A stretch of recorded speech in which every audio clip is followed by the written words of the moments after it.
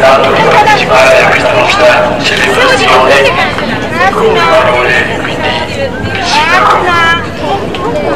Due parole di ringraziamento al Vescovo e un benvenuto davvero caloroso al Patriarca che è venuto qui a Giorgio, è un evento davvero straordinario.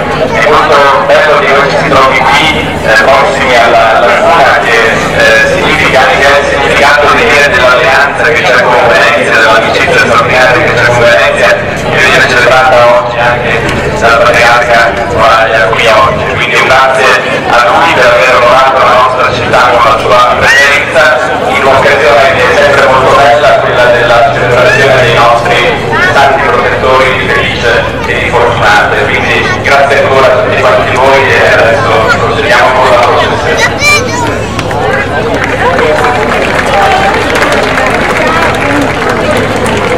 Una parola per fare memoria di Montigiani.